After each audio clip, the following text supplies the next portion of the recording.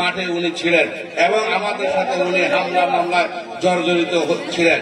উনি আপনারা দেখেছেন কয়েকবার উনি কারাবরণ করেছে, একবার ওনার সাথে আমিও জেল খেটেছি।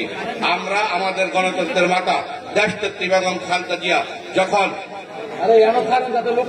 2018 সালে আমাদের নেত্রী যখন অ্যারেস্ট হওয়ার আগে আমরা যখন আমাদের নেত্রী সিলেটে হাইওয়ে মহাসড়কে আমরা নেত্রীকে অভ্যর্থনা জানানোর জন্য আমরা সবাই নজরুল ইসলাম আজাদ সাহেবের নেতৃত্বে আমরা যখন পাঁচমুখীতে সিলেট মহাসড়কে আমরা যখন দাঁড়িয়েছিলাম তখন আপনারা দেখেছেন পুলিশ বাহিনী দিয়ে আমরা কিভাবে গ্রেপ্তার হয়েছিলাম, কিন্তু সেই সব সাক্ষী কিন্তু এখনো ভোলা যায় না।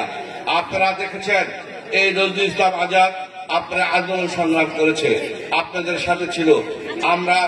আমরা আন্দোলন সংগ্রাম করেছি, আমরা অনেকবার কারণ নির্যাতিত হয়েছি, কিন্তু আজকে কিছু লোক, আমি তাদেরকে হুঁশিয়ার করে বলতে চাই, আপনারা যারা আজকে বড় বড় কথা বলেন কার জন্য?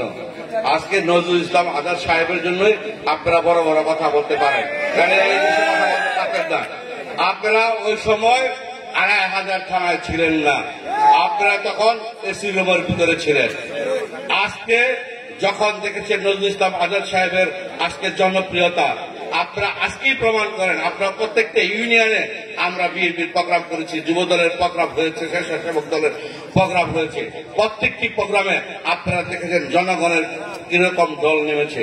আজকে কিছু লোক, কিছু দুষ্কৃতী, কিছু আওয়ামী লীগের পেটাত্তা বাহিনী, এরা দুষ্কৃতীরা আজকে নজরুল ইসলাম আজাদ সাহেবের ভাবমূর্তিকে নষ্ট করার জন্য, সাধারণ মানুষের কাছে নজরুল ইসলাম আজাদ সাহেবের ভাবমূর্তি নষ্ট করার জন্য, এই আজাদ সাহেবের আজকে বিএনপিকে ধ্বংস করার জন্য, বিএনপির যেই আজকে উন্নয়ন এবং রাজনীতিতে বিশ্বাস করে, আপনারা দেখেছেন এই বিএনপিকে ধ্বংস করার জন্য কিছু কুচক্রী মহল বিভাজন সৃষ্টি করার জন্য তারা উঠে পড়ে লেগেছে। নজরুল ইসলাম আজাদ সাহেবের ভাবমূর্তিকে নষ্ট করার জন্য, সাধারণ মানুষের কাছে তার ভাবমূর্তি নষ্ট করার জন্য তারা ষড়যন্ত্র শুরু করছে। আপনারা হুঁশিয়ার হয়ে যান, আপনি এসব করে লাভ হবে না। হ্যাঁ ভদ্র, কিন্তু যদি আপনাদের পিছনে খেপে যায় তাহলে আপনাদেরকে ছেড়ে দিবে না। আপনারা তার বাস্তব প্রমাণ দেখেছেন, শেখ হাসিনা, খুনি হাসিনা দেশ ছেড়ে পালিয়ে গিয়েছে। নজরুল ইসলাম বাবুকে কিন্তু তারাই তো হয় না, উনি কিন্তু এমনি পালিয়ে গেছে, কিন্তু সময় খুব সংকীর্ণ, আপনাদেরও পালিয়ে যেতে হবে। কিন্তু এই সমস্ত বাদ দেন, এই কুচক্রী মহল এই আজাদ সাহেবের বিরুদ্ধে বক্তব্য দেন, এই সমস্ত থামায় দেন।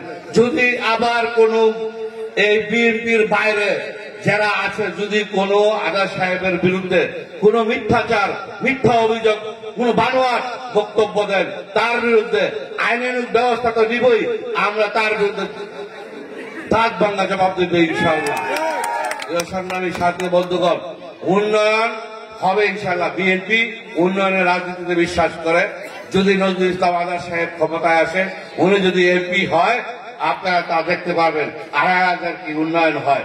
আপনার নজরুল ইসলাম বাবু যেভাবে পকেট বাড়ি করেছে ছাত্রলীগ, গুন্ডা লীগ দিয়া, এই সমস্ত কাজ হবে না। আগামী দিনে আপনারা সবাই সজাগ থাকবেন। যারা এই কুকর্ম করে, যারা দুষ্কৃতিকারী, মাদকের সাথে জড়িত, তাদেরকে আপনারা আইনের আওতায় আনবেন, তাদের বিরুদ্ধে আমরা অ্যাকশনে যাব ইনশাআল্লাহ। আমরা এই বলে আমি, যেহেতু সময় সংকীর্ণ, আমাদের নেতা বক্তব্য দিবেন।